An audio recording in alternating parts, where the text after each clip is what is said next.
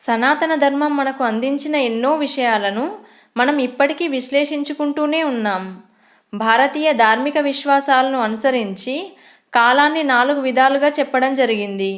అవి సత్యయుగం, త్రేతాయుగం, ద్వాపరయుగం, కలియుగం. మనం ఇప్పుడు కలియుగంలోనే ఉన్నాం. ఈ 4 యుగాలలో కలియుగాన్ని శాపగ్రస్త యుగం అంటారు. ఎప్పుడైతే కలియుగం తారాస్థాయికి చేరుతుందో అప్పుడు ఈ భూమి మీద ధర్మం నశించిపోతుందని, ఆ సమయంలో విష్ణువు తన దశావతారాల్లో 10వ అవతారమైన కల్కి అవతారాన్ని ధరించి కలియుగాన్ని అంతం చేసి తిరిగి మరలా సత్యయుగాన్ని స్థాపిస్తాడని మత గ్రంథాల్లో స్పష్టమైన వివరణ ఉంది. ఈ యుగ లక్షణానికి సంబంధించిన 5 చేదు నిజాలని ద్వాపరయుగంలో శ్రీకృష్ణుడు మహాభారత కాలంలోనే పాండవులకు చెప్పాడు. ఆ 5 పరమ సత్యాలు ఈ కలియుగంలో నిజమవుతున్నాయి కూడా. ఆ శ్రీకృష్ణ పరమాత్ముడు చెప్పిన కలియుగ సత్యాలను మనం ఇప్పుడు ఈ వీడియోలో తెలుసుకుందాం. సో వీడియోని ఎక్కడా స్కిప్ చేయకుండా చివరి వరకు చూడండి. ఇలాంటి మరిన్ని ఇన్ఫర్మేటివ్ వీడియోస్ని మీ కొరకు తెచ్చేందుకు మీ సపోర్టుగా జస్ట్ ఒక లైక్ చేయండి చాలు. ఇక ఏమాత్రం ఆలస్యం చేయకుండా టాపిక్లోకి వెళ్ళిపోదాం. కలియుగంలో మనుషులు అటు కర్మను ఇటు ధర్మాన్ని వదిలిపెట్టి నడుచుకుంటారని చెప్పబడింది. అసలు ఈ కలియుగంలో ధర్మం ఒంటి పాదంతో నడుస్తుందని మీరు కూడా వినే ఉంటారు. దీని గురించి ఇప్పుడు మనం ఒక కథ చెప్పుకుందాం. ఇది మహాభారత కాలానికి చెందిన అంశం. పాండవులకు ద్వాపరయుగం తర్వాత వచ్చే కలియుగం ఎలా ఉండబోతుందో తెలుసుకోవాలని అనిపించి శ్రీకృష్ణుని దగ్గరికి అందరూ కలిసి వెళ్ళి తమ మనసులో ఉన్న మాటను ఇలా అడిగారు. ద్వాపరయుగ సమాప్తి కాబోతుంది కదా, ఇక రాబోయే కలియుగం ఎలా ఉండబోతుంది, దాని లక్షణాలు ఎలా ఉండబోతున్నాయో చెప్పమని అడుగుతారు. శ్రీకృష్ణుడు అసలే చమత్కారి, లీలాధరుడు. పాండవులు అడిగిన ప్రశ్నకు సమాధానం నేరుగా చెప్పకుండా, మీరు అడిగిన ప్రశ్నకి నేను సమాధానం ఇస్తాను. దానికి ముందు మీరందరూ అడవిలోకి వెళ్ళి అడవిలో 5గురు 5 వైపులకు వెళ్ళండి. మీకు అడవిలో ముందుగా ఏం కనిపిస్తుందో ఆ విశేషాన్ని నా దగ్గరికి వచ్చి చెప్పాలని శ్రీకృష్ణుడు అంటాడు. ఇక పాండవులు 5గురు అడవిలో తలో దిశకు వెళ్తారు. కాసేపటికి తిరిగి వచ్చి వారు అడవిలో చూసిన వాటిని చెప్పడానికి కొద్దిగా అయోమయ స్థితిలో ఉంటారు. వారి ప్రశ్నార్థక ముఖాలను గమనించిన శ్రీకృష్ణుడు కలియుగానికి సంబంధించిన 5 సత్యాలని నేనిప్పుడు మీకు చెబుతాను. ముందుగా మీరు అడవిలో చూసిన విశేషాలను గురించి చెప్పండి అని అంటాడు. ఇక ముందుగా ధర్మరాజు తన అనుభవాన్ని ఇలా చెబుతాడు. అడవిలో తనకి 2 తొండాలున్న ఏనుగు కనిపించిందని, అసలు ఏనుగుకి 2 తొండాలుండటం ఏంటి, ఆ విచిత్రం వెనక ఉన్న అర్థమేంటో చెప్పండని అడుగుతాడు.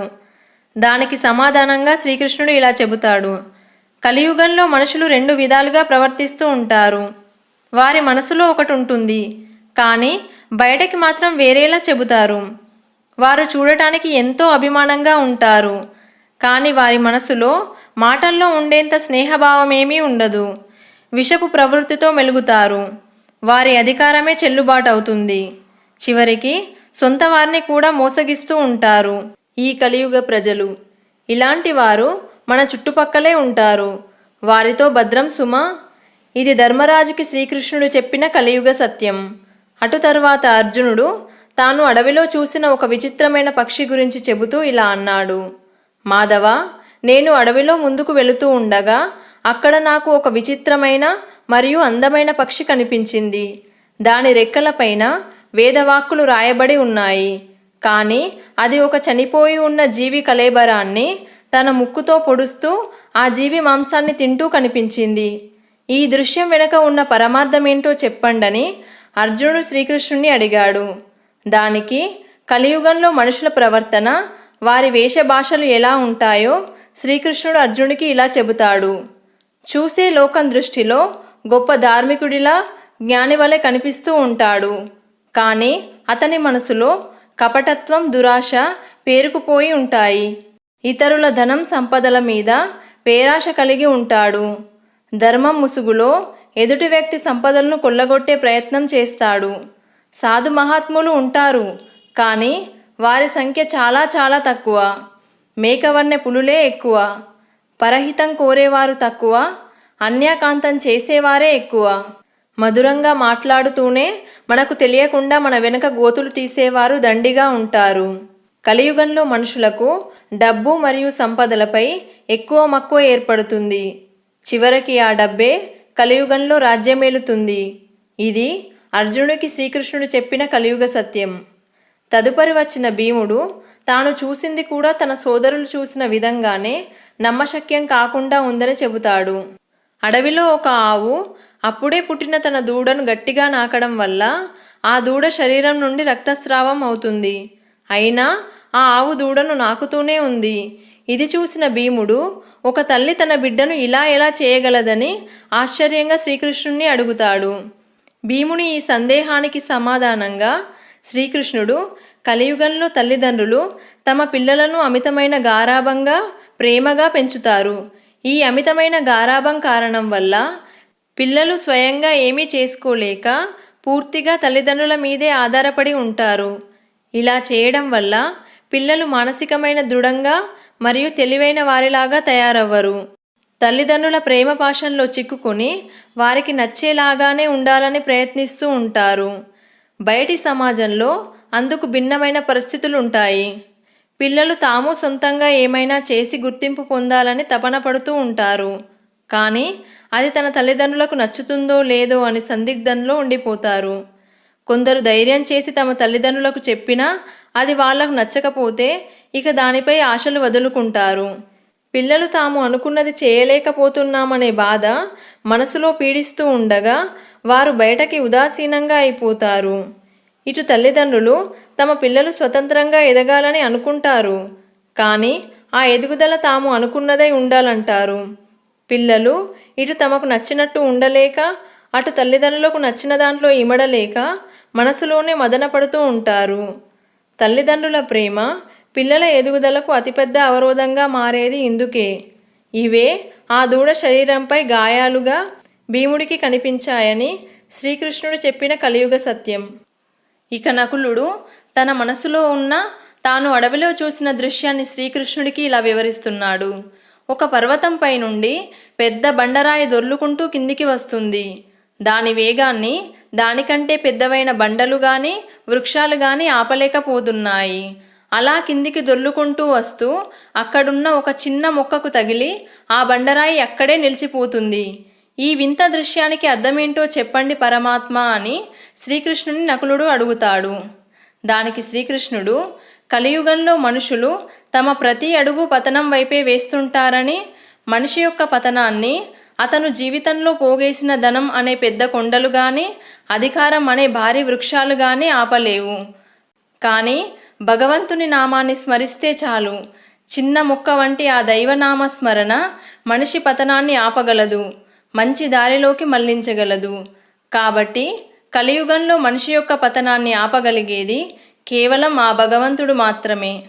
దైవం పట్ల గల తన భక్తి మాత్రమే అతనికి శ్రీరామ రక్ష అని శ్రీకృష్ణుడు కలియుగ సత్యాన్ని నకులుడికి వివరించి చెబుతాడు. ఇక చివరగా సహదేవుడు తాను అడవిలో ముందుకు వెళుతూ ఉండగా ఒక చోట చాలా బావులను చూస్తాడు. ఆ బావులన్నీ నీటితో నిండిపోయి ఉన్నాయి. కానీ వాటన్నింటి మధ్యలో ఉన్న ఒక బావిలో మాత్రం చుక్క నీరు కూడా లేదు. మరియు ఆ బావి చాలా లోతుగా ఉండి పూర్తిగా ఎండిపోయి ఉంది. చుట్టూ నీటితో నిండిపోయిన బావుల మధ్య చుక్క నీరు కూడా లేని బావి ఎలా ఉందో తనకి అర్థం కాలేదని, దాని పరమార్థాన్ని మీరే చెప్పాలని శ్రీకృష్ణుని సహదేవుడు కోరుతాడు. దానికి శ్రీకృష్ణుడు సమాధానంగా, కలియుగంలో మనిషి తన చేతి నిండా డబ్బు అధికారం ఉన్నప్పటికీ అవసరంలో ఉన్న వారికి మాత్రం చేయి విదిలించడు. అతి చిన్న విషయానికి కూడా తన ఐశ్వర్యాన్ని ప్రదర్శిస్తూ అనవసరమైన ఆడంబరాలకు పోతాడు. కానీ పిల్లికి భిక్షం పెట్టడు, ఎంగిలి చేతితో కాకిని తోలడు. ఆకలిగా ఉన్నవాడికి అన్నం పెట్టకపోగా అవమానించి బయటకి పంపిస్తాడు. అవసరంలో ఉన్నవారికి సాయం చేయకపోగా పేదవారిని పేడపురుగుల్లాగా హీనంగా చూస్తాడు. అయితే అటు అమిత ధనవంతులు తిండి ఎక్కువై ఆహారాన్ని వృధా చేస్తే, ఇటు కటిక దరిద్రంలో ఉన్న నిరుపేదలు తిండి లేక మరణిస్తూ ఉంటారు. కలియుగంలో ప్రజలు అతివృష్టితో లేదా అనావృష్టితో బాధపడుతూ ఉంటారు.